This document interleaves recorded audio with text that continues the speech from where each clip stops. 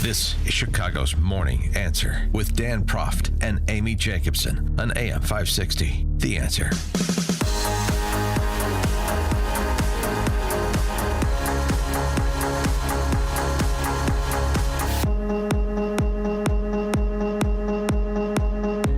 Top of the morning, Dan and Amy. Representative Ilhan Omar, a brotherly love spice from Minneapolis area, she was given the opportunity to denounce the assassination of two employees of the Israeli embassy. Mm-hmm. This anti-Semitic murderous rampage that was initiated allegedly by a member of the Party of Socialism and Liberation right here from Chicago, his home in Albany Park, searched by the FBI. Anyway, Ilhan Omar given the opportunity to denounce using violence in pursuit of whatever you say your political goals are. Congresswoman Omar, anybody safe? Can I get your reaction to the shooting that happened in D.C. last night? I'm going to go for now. I'm going to go for now. Yeah. Mm-hmm. Yeah. And later, like hours later, she released a statement, I'm sure, because one of her PR flags suggested it. Yeah.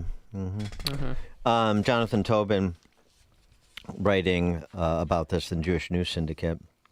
Domestic terror is the inevitable next step for Hamas sympathizers. Yeah, well, I mean, if you're going to flak for terrorists, it's not surprising you adopt some of their means and methods. For the past 19 months, angry mobs have taken over college campuses and the streets of major American cities. These demonstrations, tent encampments, and building takeovers have not just been expressions of opposition to Israel's effort to eradicate the Hamas terrorists.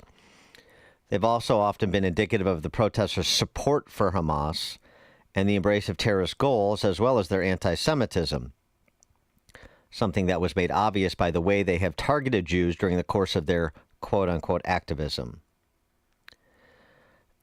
Yet, rather than being isolated and widely condemned, they have been cheered by many in the media and even rationalized by former President Biden and Vice President Harris, as well as the party's left-wing leaders. You just heard from one of them.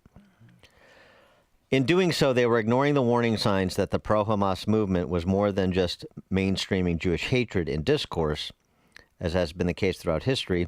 Those who speak of their support for terrorism elsewhere often wind up committing it at home. For more on this, we're pleased to be joined by Yinam Cohen, who is the Consul General of Israel to the Midwest. Yinam Cohen, thanks for joining us. Appreciate it. Good morning. Thank you for having me. Where are embassy personnel at? Just a little more than a day removed from this, ostensible incidents of domestic terrorism, and what is the sort of the general response from the Consul General's office? Well, first, I have to say that on the personal level, we are devastated and shocked, appalled by the senseless terrorist anti-Semitic killing of two of our colleagues in Washington, D.C. They were not just two young employees, but also a young couple with a bright future ahead of them. And the senseless killing is really devastating for all of us. At the same time, I have to say that I'm shocked, but I'm not surprised, because it might have happened, on Wednesday night, just 2 days ago, but the process has begun long ago, and at least a year and a half ago, since October 7th. As you well mentioned, we have seen the organized campaign all across the country, and also specifically here in Chicago, legitimizing the terrorist actions of Hamas, with a very deep dehumanization of not only Israelis, but the Jewish population here in Chicago and across America. The outcome, even if the unintentional one, was what we saw in Washington, D.C. on Wednesday night. And then what role do you think our political leaders play in all of this? I mean, Brandon Johnson, our mayor, at one point in time was wearing the Palestinian scarf. We have an alderman out there at pro-Palestine, pro-Hamas rallies. Do you think that played into it or made it acceptable? Mayor Johnson called me yesterday to offer his condolences, and I told him that I really appreciated his word. And at the same time, I told him that what we need right now is not just words of solidarity, but real action about the violent anti-Semitism, incitement, and hatred that we're seeing not only in the heart of Chicago on a weekly basis on Michigan Avenue, for example, but also in the city council. And as you well mentioned, specifically a few aldermen in the city council of Chicago have been using Islamic hateful language, not only against Israel, but again, against the pro-Israel community in the city of Chicago, both Jews and non-Jews alike. And words matter. Words lead to action, and incitement leads to violence. And while, of course, yes, many of them did publish statements yesterday, condemning the murder, but I don't buy that. They need to do much more to prove and to take a different course to prove, to track back from all these political circles in the city of Chicago that were nurturing this toxic atmosphere for so long. Yeah, UIC did the same thing, University of Illinois Chicago, where the alleged murderer got his undergraduate degree in anti-Semitism. They put out a statement expressing sympathy and saying, at UIC, we condemn anti-Semitism. Well, the Anti-Defamation League, their 2025 grade for campus life at UIC in terms of combating anti-Semitism was an F, as in failure. And while I don't ascribe to everything the ADL puts out when it comes to the way that Jewish students are being treated on college campuses, in the last couple of years, I think we're pretty well aligned, actually. I think that,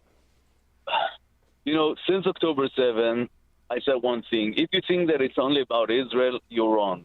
It's also about America, about the foundations that create our Western democratic liberal societies. These people hate Israel, but they hate America as much as they hate Israel. And they hate Jews as much as they hate our Judeo-Christian culture. And this is very dangerous because some people, not all of them, but some people might take these words into actions. And this is exactly what we saw last night in Washington. And my message is that, it might have happened in Washington, but it could have happened here in Chicago because the shooter comes from Chicago. He grew up here. He is part of the political circles here in Chicago that were creating this toxic environment. And, we might have been the target as much as our two colleagues that got killed in Washington were. So we're living in a very, very dangerous era right now. And what we need to see in the city of Chicago is much more leadership against anti-Semitism, Jew hatred, and the understanding that words matter. What about the action that the Trump administration took to end Harvard's student visa program? Because, according to the Trump administration, they're doing so to hold Harvard accountable for fostering violence, anti-Semitism, and coordinating with the Chinese Communist Party on its campus. Anti-Semitism in America generally, but specifically on university campuses, it has reached unprecedented levels since October 7th. Many actions have been taken by the current administration to counter that, and I really hope that we will see some kind of not only results, but an understanding, deeper understanding amongst university leaderships all across the country that they can't just stand without doing anything. They have to take serious action to counter this very dangerous phenomenon. When you hear, there's always legitimate, me expressing my view, there's always legitimate areas to criticize any politician, any head of state, any country for policies they pursue. But when you hear the distinction that is often offered, I'm not anti-Semitic, I'm anti-Zionist. I disagree with the policies of the Netanyahu administration, for example.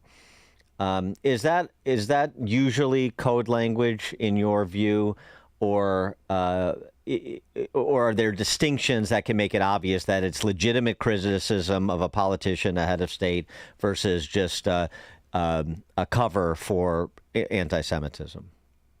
Look, the free speech is sacred. I have no problem with people criticizing Israeli policies. You know what? I do that myself sometimes. That's totally okay. We live in a democratic country. That's really the core of our democratic values. But when people say, hey, I'm anti-Zionist, it means actually I'm against the existence of the Jewish state. And this is a dog whistle for anti-Semitism. We've seen that here in the city of Chicago, including some other men who yesterday, published statements condemning the murder, but they have incited over and over again against the Zionist population in Chicago. In other words, that's a dog whistle for the Jewish population in Chicago.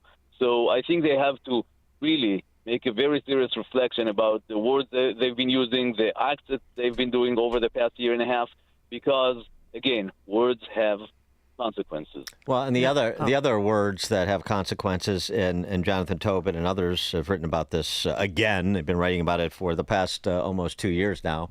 But the false accusations of Israel having committed a genocide, and we have the juxtaposition this year as they're trying to downplay the targeted and systemic killings of white farmers in South Africa, while accusing the Netanyahu regime again of genocide as the peace talks have broken down.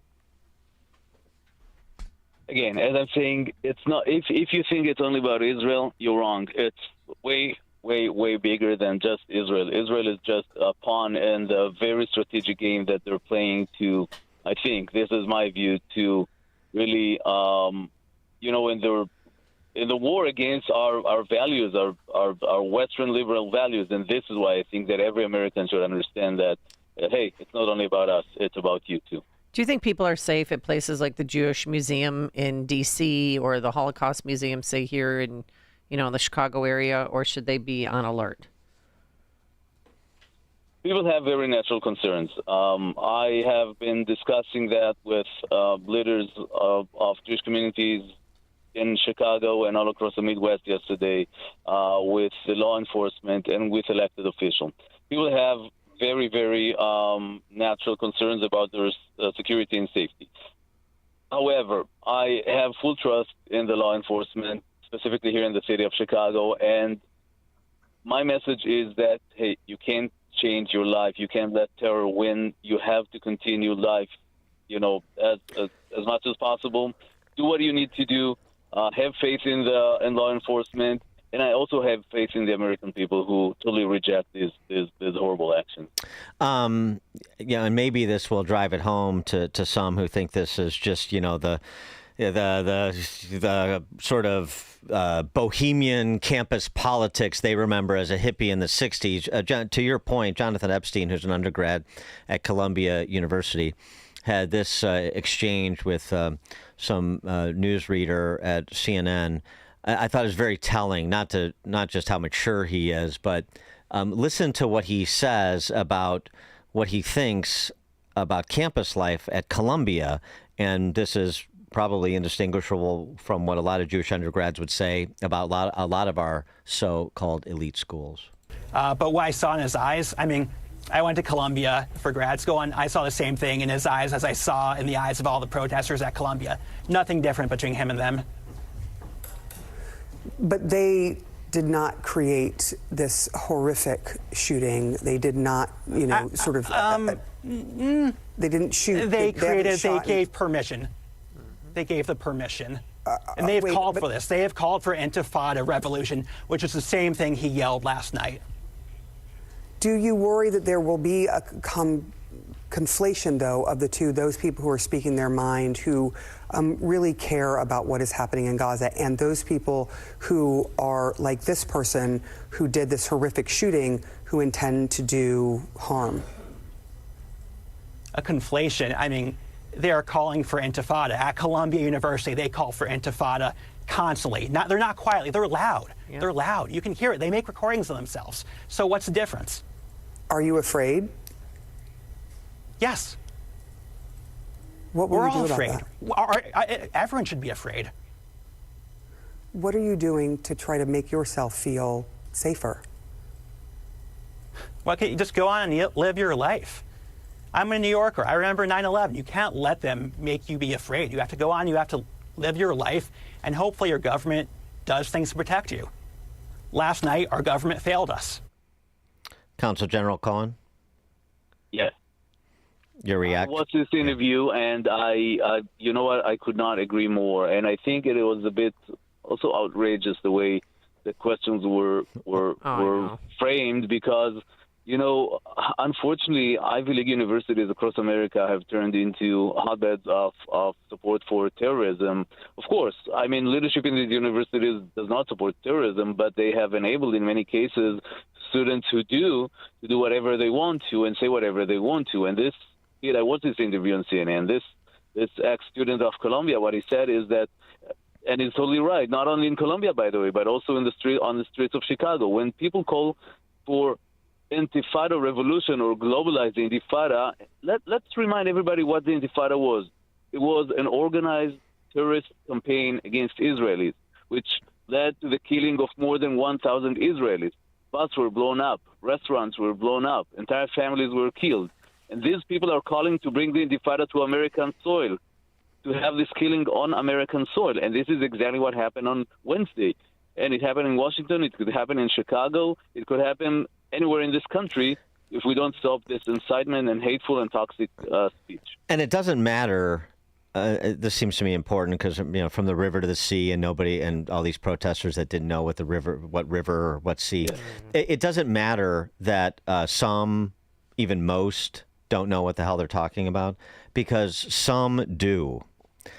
So you have, you know, to use the old Soviet vernacular, you have a lot of useful idiots out there, but you have a lot of people who are not idiots and who are committed ideologues, and like this guy, committed barbarians. And I think to your point about it's not just about Israel and it's not just about America. This is really about civilization versus barbarism, which is an age-old fight. But that's what this is.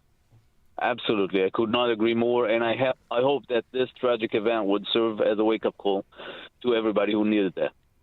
Yinam Cohen is the Consul General of Israel to the Midwest. Consul General Cohen, thanks so much for joining us. Appreciate it. Thank you for having me. Thank you. Thank you. And he joined us on our turnkey.pro answer line. It's news, opinion, insight. This is Chicago's Morning Answer on AM 560. The Answer. AM 560. The Answer. Open mic! Open mic!